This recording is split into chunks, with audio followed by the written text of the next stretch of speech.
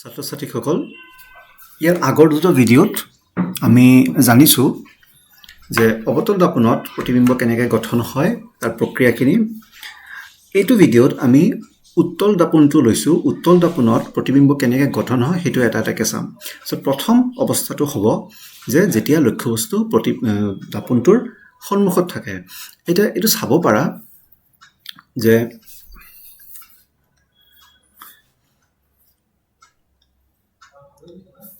যে এটা যদি উত্তল দাপোন থাকে তাৰ সন্মুখত কোনো ফ'কাছ বা ভাঁজ কেন্দ্ৰ নাই, যিকোনো এটা জেগাত ৰাখিলেই হ'ল।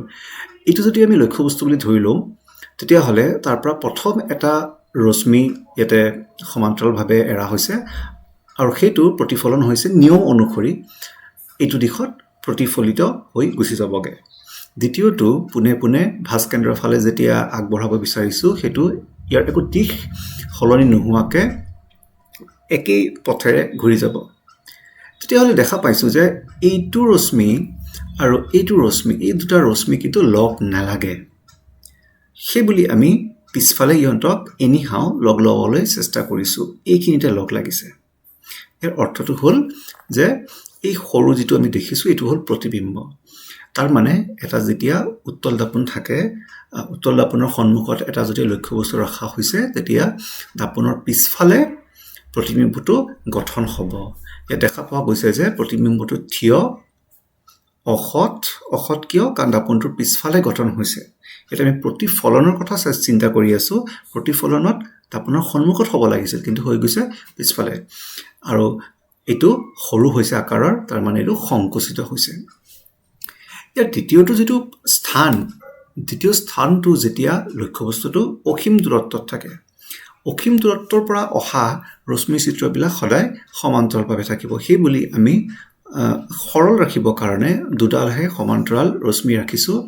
আৰু এই দুডাল মুখ্য অক্ষৰ সমান্তৰালে যেতিয়া দাপোনত পৰিব তেতিয়াহ'লে তাৰ ফ'কাছৰ পৰা ওলোৱা যেন সেইটো দিশত গৈ প্ৰতিফলিত হ'ব। আৰু শেষত গৈ যিমানেই সমান্তৰাল আমি ৰশ্মি ব্যৱহাৰ কৰোঁ, আমি সদায় দেখিম যে যিটো শেষৰ যিটো প্ৰতিবিম্ব সেই প্ৰতিবিম্বটো ফ'কাছতহে গঠন হ'ব। তাৰ মানে যেতিয়া লক্ষ্যবস্তু অসীমত থাকে তেতিয়াহ'লে প্ৰতিবিম্বটো দাপোনৰ পিছফালে গঠন হ'ব, ফ'কাছত গঠন হ'ব। আৰু তাৰ প্ৰকৃতিটো এনেকুৱা হ'ব যে থিয় হ'লেতো অসৎ হ'বই, আৰু এইটো একেবাৰে বিন্দুৰ সমান হ'ব, বিন্দুৰ সমান সংকুচিত। তাৰ মানে এইটো গম পোৱা গ'ল যে উত্তল দাপোনত কেতিয়াও সৎ প্ৰতিবিম্ব গঠন কৰিব নোৱাৰে। দুটা ক্ষেত্ৰতেই অসৎ প্ৰতিবিম্বই গঠন কৰিব। আমি তালিকাটো চাবলৈ বিচাৰোঁ। যেতিয়া লক্ষ্যবস্তু দাপোনৰ সন্মুখত থাকিব তেতিয়া প্ৰতিবিম্বটো সংকুচিত হ'ব, অসৎ আৰু থিয় হ'ব। আৰু যেতিয়া অসীমৰ থাকিব লক্ষ্যবস্তু তেতিয়াহ'লে প্ৰতিবিম্বটো ফ'কাছত গঠন হ'ব। আৰু ই অতি সংকুচিত, একেবাৰে সৰু, বিন্দু সমান আৰু অসৎ আৰু থিয় হ'ব। কি কি ব্যৱহাৰ হ'ব পাৰে উত্তল দাপোনৰ? আমি সকলোৱে জানো যে গাড়ীৰ যিটো পিছফালে চোৱা দাপোন আইনাটো, সেইটোত সদায় উত্তল দাপোন ব্যৱহাৰ কৰা হয়। এইটো কিয় ব্যৱহাৰ কৰা হয়? এনে সাধাৰণ আমি সমতল দাপোন কিয় ব্যৱহাৰ নকৰোঁ?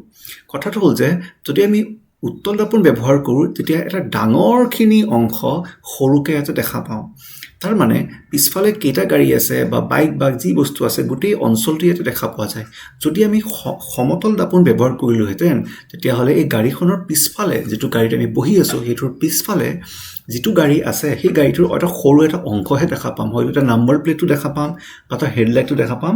বাকী তাৰ কাষত বা কি ধৰণৰ গাড়ী বা তাৰ কাষত বেলেগ যদি বাহন আছে সেইবোৰ একোৱেই দেখা নাপালোহেঁতেন। সেইবুলি অলপ মন কৰিবা যে এই ছাইড গ্লাছবিলাকৰ কোনোবা ছাইড গ্লাছত লিখা থাকিব অবজেক্টছ আৰ ক্লোজাৰ দেন দে এপিয়াৰ। তাৰমানে ডাঙৰ এটা চিত্ৰ আমাক সৰুকৈ ইয়াতে দেখুৱায়।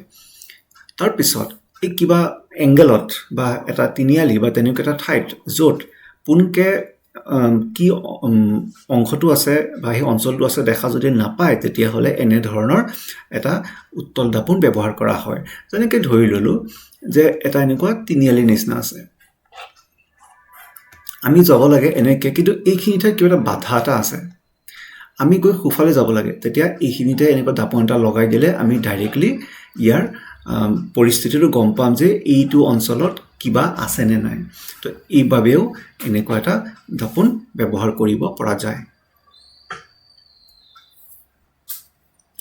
এতিয়া আমি আহিছো লক্ষ্যবস্তু আৰু প্ৰতিবিম্বৰ নামবিলাক ধৰি লোৱা যে এইটো এটা অবতল দাপোন আৰু তাৰ ফোকাসটো দেখুৱা গৈছে ইয়াতে ভাস্কেন্দ্ৰ দেখুৱা গৈছে আৰু ইয়াতে আছে পি সকলো দূৰত্ববিলাক আমি পিৰ পৰাহে মেৰুৰ পৰাহে আমি জোখিম তেতিয়া পি আৰু এফৰ মাজত যেটো দূৰত্ব আছে ইয়াক আমি স্মল এফ বা ফোকাস দৈৰ্ঘ্য বুলি কম পি আৰু য'ত লক্ষ্যবস্তুটো আছে তাৰ দূৰত্বটোক আমি ইউ বুলি কম ইউটো হল লক্ষ্যবস্তুৰ দূৰত্ব আৰু প্ৰতিবিম্বটো য'তেই গঠন নহওক বাফালে হওক বা সোফালে হওক যিমান আঁতৰত আছে তাৰ দূৰত্বটোক আমি স্মল ভি বা প্ৰতিবিম্বৰ দূৰত্বৰে লিখিম তাৰ মানে আমাৰ ইউটো হল লক্ষ্যবস্তুৰ দূৰত্ব ভিটো হল প্ৰতিবিম্বৰ দূৰত্ব আৰু এফটো হল ফোকাস দৈৰ্ঘ্য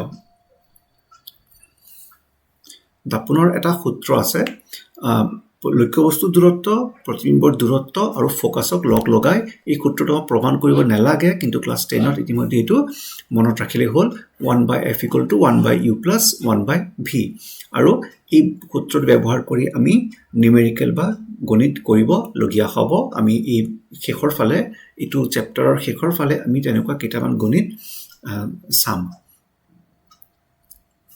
দাপোন এটাত বিভৰ্ধন হয় তাৰ মানে বিভৰ্ধনটো আমি ক'ব পাৰো ম্যাগনিফিকেশন মানে এটা নিৰ্দিষ্ট এটা লক্ষ্যবস্তু কিমান ডাঙৰ হল বা সৰু হল আমি এটা কথা মন কৰিম যে আমি নিজকে যেতিয়া আইনাত চাও সমতল দাপোনত তেতিয়া আমাৰ যেটো আকাৰ বা উচ্চতা একে যেন লগা যায় তাৰ মানে এটা সমতল দাপোনৰ ম্যাগনিফিকেশনটো 1 হ'ব তাৰ মানে নাবাৰেও সৰু নহয় কিন্তু যদি আমি এটা গোলাকাৰ দাপোন চাবলৈ যাওঁ তেতিয়া হলে তাৰ এটা বিভৰ্ধনৰ কথাটো আহি যায় সো বিভৰ্ধনটো হ'ব m = প্ৰতিবিম্বৰ উচ্চতা হৰণ লক্ষ্যবস্তুৰ উচ্চতা যদি প্ৰতিবিম্বৰ উচ্চতা যদি h' পোৱা গৈছে আৰু লক্ষ্যবস্তুৰ উচ্চতা যদি h আছিল তেতিয়া হলে m হ'ব h'/h আমি আৰু এটা ধৰণৰ প্ৰকাশ কৰিব পাৰো বিভৰ্ধনৰ সূত্ৰটো স্মল m = মাইনাছত প্ৰতিবিম্বৰ দূৰত্ব হৰণ লক্ষ্যবস্তুৰ দূৰত্ব বা m = -v/u এটো মনত ৰাখিব লাগিব আৰু এটো